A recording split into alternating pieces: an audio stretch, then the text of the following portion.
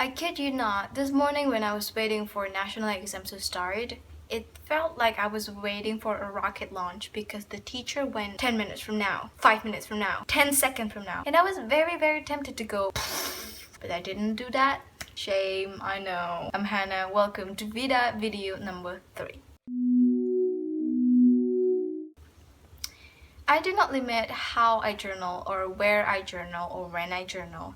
I actually bring my journal with me throughout the day because I want to be able to catch random thoughts and ideas, and it's fun. But the other reason is because journaling helps me to have a comfort zone in the middle of like a chaotic crowd. I'm an introvert, so when I'm exposed to a large crowd and loud noises, social stimulation so high for a long period of time, I will feel very drained and I will start to feel very uncomfortable and I want to get away.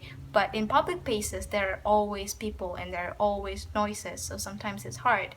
But when I journal, I can open my journal and get inside myself instead of worrying about the situations around me.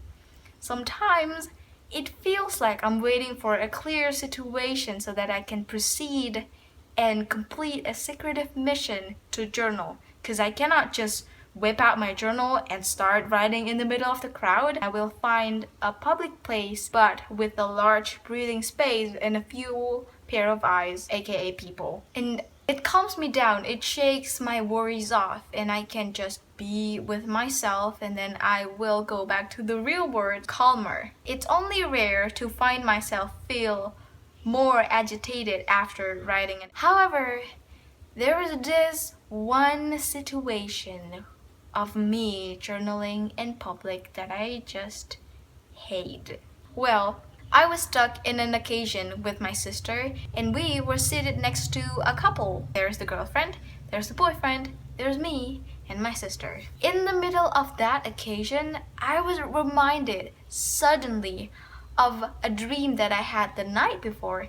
And because writing what my dream was the night before in my journal is the kind of thing that I do, I whip out my journal, I put it in my lap, and I speed wrote what my dream was. I didn't worry about a thing because I thought I was doing it in a way that people wouldn't notice or in a way that people would think I was taking notes instead of writing a personal thing like a dream. However, when I was done writing about half a page, I started to feel like somebody was watching me or reading my journal. But I was unsure because I was so focused on writing. Only when I finished the page, I looked up and found this guy beside me was reading my journal. And he did not even try to hide it.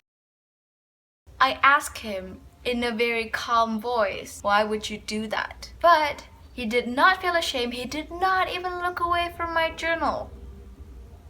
He actually replied me with, "You creepy man. I mean, I did not try to read whatever you were texting or scrolling or whatever with your phone. Why would you do that with my journal?" I mean, it could be because my handwriting is so ugly when I'm speed writing that it invited you to read, and maybe because you were tall enough to look over my shoulder. But still, that's rude. You have your own business, I have mine. Why can't you just mind your own lovely business? Why be so nosy? I did not stop journaling. I actually drew this so that if he felt like he still had the right to read my journal, he would see this and he would get the point. Well, I don't know if he read it or not. However, I felt a little bit more calm after writing this down, and I'm glad that I did not have to meet him or encounter him ever again after that. Journaling in public is fun sometimes, but there's always a risk of nosy people trying to know, trying to read what you write. Do you journal in public? Well, thank you for watching. I will see you tomorrow. Goodbye.